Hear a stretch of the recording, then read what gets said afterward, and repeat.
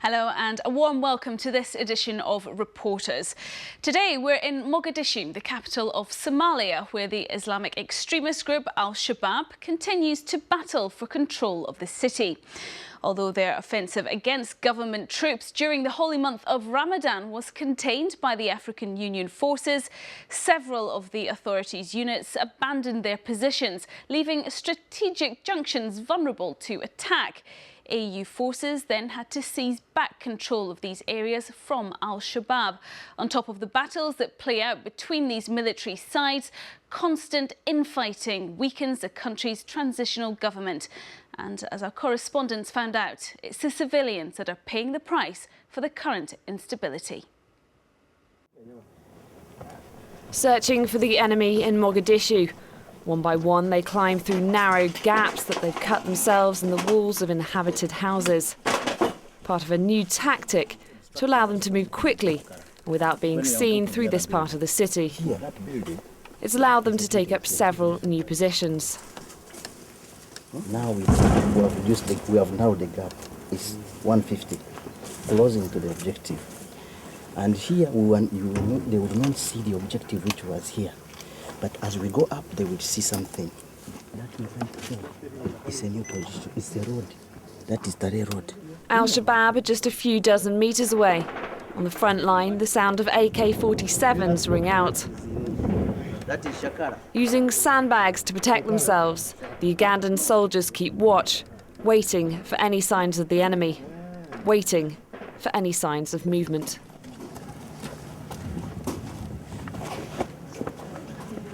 It allows another unit on the other side of the road to advance, to move deeper into opposition territory. Capture area, consolidate, advance. That's the idea, that's the concept. These sticks mark the distance to various locations across the city, so that the soldiers know how far to fire their mortars into the enemy heartland. But they also need to secure their areas by filling sandbags, which can stop bullets and shrapnel, and build up new positions. The dusty streets provide their materials, and in turn gives them protection from Al-Shabaab. The aim is to seize the tallest buildings in Mogadishu.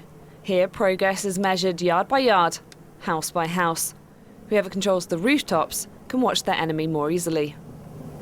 Now they're 150, 200, 300 meters from here.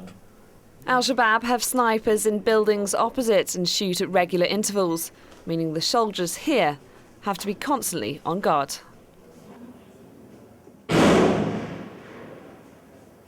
In order to reduce stress and fatigue, while one is on sentry, the other takes a rest, so that full time there is someone there watching. The soldiers will spend several weeks here in this makeshift camp, sleeping when they can. They move within the buildings, but it's too dangerous for foot patrols around the city. Their movement is highly restricted. When they do travel from base to base around Mogadishu, they do so at full speed and in bulletproof vehicles.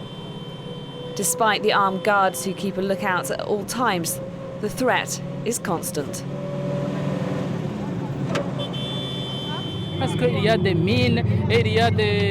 There are mines, suicide attacks, and if they come, we can only resist with armoured trucks. Al-Shabaab is using suicide attacks more and more. In recent weeks, they've infiltrated areas controlled by the government, as well as hotels and other official buildings.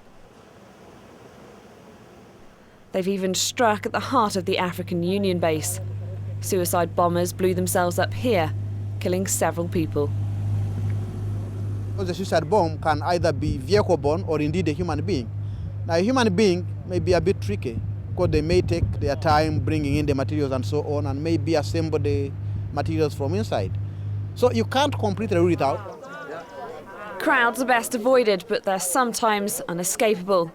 People have been arriving here at this health clinic since before dawn, all desperate to see a doctor in a city where medical care is practically non-existent. Getting into the hospital at the AU base requires strategic security checks. The 20-year-old civil war has clearly had a major effect on the population. Before, I was working as a truck driver for NGOs, bringing in humanitarian aid. But now Al-Shabaab has forbidden NGOs, so I had to stop my work. Sometimes I get small jobs at the port, but that is all I can do. We don't have good hospitals, and we're suffering every day from this conflict. When people are wounded, we can't even bring them to a hospital. Most of the doctors and nurses have fled the country, and there are no jobs for us here. Doctors here treat gunshot wounds and people hit by shrapnel on an almost daily basis. Gunshot wounds. They are shot almost in the head, chest, injuries, abdominal injuries, the limbs. The government soldiers here say their life is miserable. Most haven't been paid in months. This 30-year-old has been fighting against Al-Shabaab for 3 years. The lack of pay and poor living conditions he's put up with means he's pessimistic about the future. He's already been shot 4 times, twice in the leg and twice in the abdomen. Shot here and sleeping here. How long have we been fighting? How long have we been working for TFG Army? Long time. During the holy month of Ramadan, Somali government soldiers abandoned several of their positions, some of which are key areas. The Somali allies on the ground, the moderate group Safi al-Sana, were the only fighters to hold on to some neighbourhoods. And although their soldiers do get treated here at the African Union base for free, they also complain about the lack of support they've been getting. We don't have salaries. And the food we get it thanks to our families. The government doesn't give us anything. Without wages, loyalty from soldiers is tenuous at best, and they're losing the will to fight. I don't want to continue fighting. I don't want to be a soldier anymore. The Somali government army is made up of former militiamen, many who have never known a functioning state. Here at one of their bases in the west of Mogadishu, one unit is holding out against Al-Shabaab. And these Somali soldiers remain motivated. The reason? This man, a true military leader, a colonel in the army before the start of the civil war 20 years ago. He demands and receives full respect from his troops. Al-Shabaab is the enemy. They are supporting foreign militias. They are not pure Somali, because some of them is supporting Al-Shabaab. They are Al-Qaeda. We don't want Al-Qaeda to capture our land. Some of them is Iraqi, some of them Pakistani. As things stand, Al-Shabaab don't yet have the capacity to take control of Mogadishu by defeating the African Union force. Despite this, more foreign jihadists are joining their cause. But by using suicide attacks, they can strike at the heart of the city. Al-Shabaab already controls most of the country outside the capital and have banned the Somali flag. Despite this threat, the ministers of the transitional government are unable to put their differences aside, squabbling between themselves, losing credibility both here and abroad. The presidential palace, Villa Somalia, is a constant target for militants. A suicide bomber managed to get past the first security checkpoint here a few weeks ago. Government ministers live inside and hardly ever leave as they're high-profile targets for Al-Shabaab. We spoke to the Prime Minister just a few days before he quit, following months of speculation over his future. We don't have the kind of privilege to really deal with such kind of internal political issues.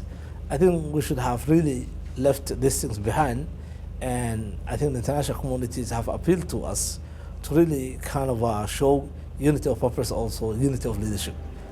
The government's mandate expires in less than a year. At a parliamentary building where MPs and ministers meet, the walls are riddled with bullet holes. It's up to AU forces to keep them safe.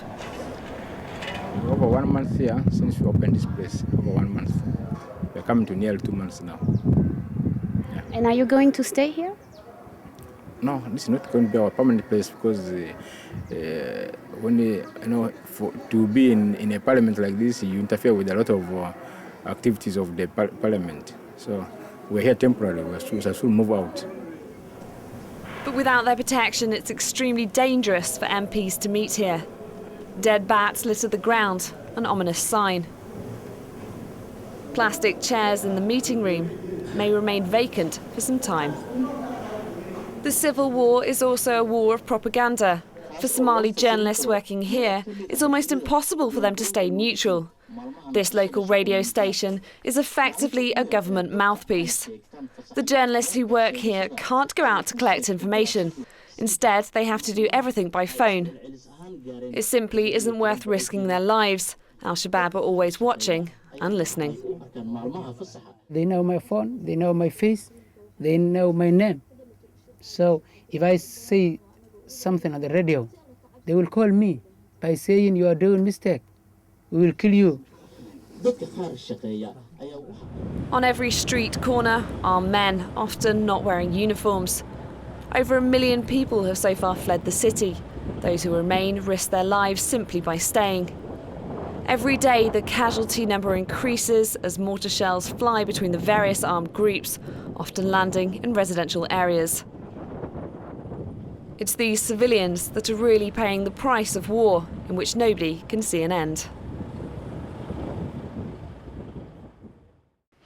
Well, that's it for this edition of Reporters. Remember, you can watch this story and all our other reports again on our website. Just log on to france24.com. That's france24.com. Until next time, bye for now.